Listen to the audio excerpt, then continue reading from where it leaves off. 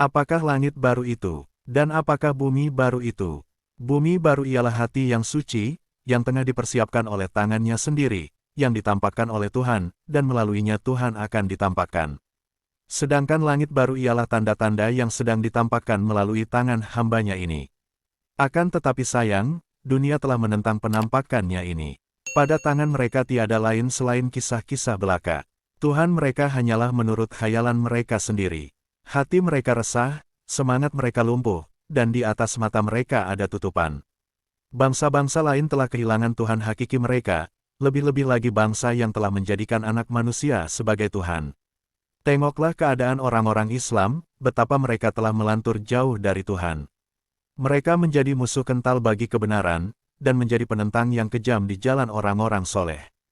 Umpamanya, ada golongan Nahdlatul Ulama yang mengklaim sebagai yang mewakili Islam, dan golongan Anjuman Himayati Islam, Lahore, yang mengumpulkan harta dari orang-orang Islam atas nama Islam.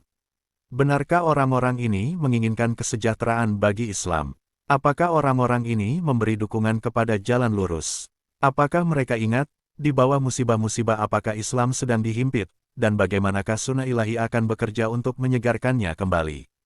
Aku berkata dengan sesungguh-sungguhnya, sekiranya aku tidak datang, pengakuan mereka sebagai pendukung Islam sedikit banyak dapat diterima.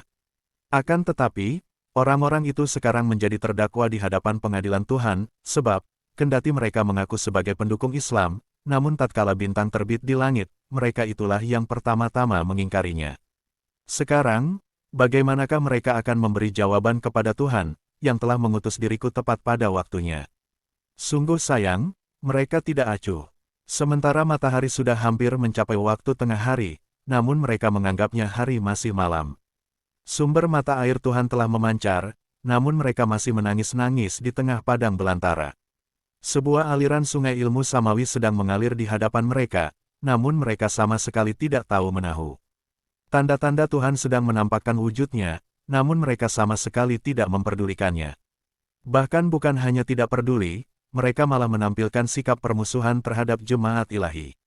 Jadi, seperti inilah upaya-upaya mereka yang mereka sebut sebagai mendukung Islam, memelihara Islam, dan menegakkan ajaran Islam. Namun demikian, akankah penolakan orang-orang ini dapat menghentikan kehendak Tuhan, yang semenjak dahulu para nabi semuanya telah memberi kesaksian terhadap kehendaknya itu? Tentu saja tidak. Kebalikannya, nubuatan Tuhan akan segera terbukti benar. Allah Ta'ala berfirman, Katabalahullah ahlibana ana wa rusuli. Sebagaimana 10 tahun yang silam Tuhan telah mengadakan gerhana matahari dan bulan di langit pada bulan Ramadan untuk menampakkan kebenaran hambanya ini, dan dia menunjukkan 2 buah tanda dengan cahaya siang dan cahaya malam guna memberi kesaksian bagi diriku, demikian pula dia telah menampakkan 2 buah tanda di atas permukaan bumi sesuai dengan nubuatan para nabi. Satu tanda pertama ialah sebagaimana Anda sekalian baca di dalam Al-Quran Suci. Kemudian dalam hadits Anda sekalian membaca, Waidal isyaru utilat, walayatro kanal kila supala yusa alaiha, yang dalam penyempurnaannya kini tengah dipersiapkan juga jalan kereta api antara Mekah dan Madinah di negeri Hijaz.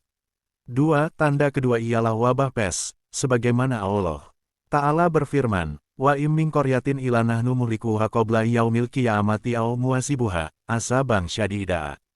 Jadi, Allah Ta'ala telah memungkinkan kereta api berjalan di negeri ini dan juga menjangkitkan tahun agar bumi menjadi saksi, begitu juga langit menjadi saksi. Oleh karena itu janganlah berperang dengan Tuhan, karena berperang dengan Tuhan adalah suatu tindakan yang bodoh. Sebelum ini, ketika Tuhan mengumumkan hendak menjadikan Adam AS sebagai khalifah, para malaikat menghalang-halangi kehendak itu, akan tetapi, apakah Tuhan membatalkan kehendaknya karena perkataan mereka itu? Sekarang pada saat dia membangkitkan Adam yang kedua, Tuhan berfirman lagi. Arotu an astahlifa fakholaktu Adama. Yakni, aku telah berkehendak untuk menjadikan khalifah, maka aku telah menciptakan Adam ini, sekarang cobalah katakan, apakah Anda sekalian dapat merintangi kehendak Tuhan? Jadi, mengapakah Anda berprasangka sia-sia dan tidak menempuh jalan keyakinan? Janganlah kalian menempatkan diri kalian dalam ujian. Camkanlah dengan seyakin-yakinnya, bahwa tidak ada seorang pun yang dapat menggagalkan kehendak Tuhan. Konfrontasi-konfrontasi seperti itu adalah bertentangan dengan jalan ketakwaan. Andaikan seseorang memiliki rasa was-was, maka ia dapat menempuh cara yang lain. Berdasarkan kepada ilham dari Tuhan, aku telah menerima kabar suka bahwa sekelompok orang yang mengikuti ajaranku, maka mereka akan diselamatkan dari azab wabah pes dan mengenai hal ini telah dipublikasikan. Demikianlah pula apabila di dalam hati Anda sekalian ada hasrat untuk mendatangkan kesejahteraan bagi kaum Anda, hendaknya Anda pun mendapatkan kabar suka dari Allah Ta'ala untuk keselamatan kawan-kawan seagama Anda dari wabah pes. Lalu menyiarkan surat selebaran seperti yang telah kulakukan, agar khalayak ramai mengerti bahwa Tuhan beserta Anda. Bahkan kesempatan ini pun sungguh baik sekali bagi umat Kristen yang selamanya berkata, bahwa najat atau keselamatan itu terletak pada kepercayaan kepada Yesus Kristus. Maka wajib pulalah bagi mereka pada saat-saat musibah ini berkecamuk, menyelamatkan umat Kristen dari wabah pes. Di antara semua golongan yang ada, yang doa-doanya paling dikabulkan Tuhan, maka golongan itulah yang dianggap sebagai yang diterima Tuhan. Sekarang Tuhan memberi kesempatan kepada setiap orang agar jangan berdebat kusir antara satu dengan yang lain. Perlihatkanlah keunggulan dalam kemakbulan, agar mereka selamat dari wabah pes, dan kebenaran mereka nampak nyata juga. Teristimewa para pendeta Kristen yang menyatakan hanya Isa Al-Masih Ibnu Maryam sajalah juru selamat di dunia dan di akhirat. Jika sekiranya mereka mempercayai dengan setulus hati bahwa Isa Ibnu Maryamlah Tuhan di dunia dan di akhirat, maka mereka berhak menyaksikan penampakan contoh najat atau keselamatan dengan perantaraan penebusan dosa oleh Ibnu Maryam. Dengan cara demikian, bagi pemerintah pun akan menjadi sebuah kemudahan apabila berbagai golongan yang ada di India, yang berpegang pada kebenaran agamanya masing-masing, berusaha melepaskan serta menyelamatkan golongannya dari wabah pes dengan memohon syafaat dari Tuhan yang mereka percayai atau dari sembahan lain selain Allah bagi orang-orang yang tertimpa musibah. Setelah mereka mendapatkan janji tegas dari Tuhan, hendaknya mereka siarkan janji itu dengan perantaraan selebaran-selebaran, seperti yang telah kami lakukan. Cara itu semata-mata demi kesejahteraan makhluk Tuhan dan merupakan bukti mengenai kebenaran agama mereka, lagi pula merupakan bantuan bagi pemerintah.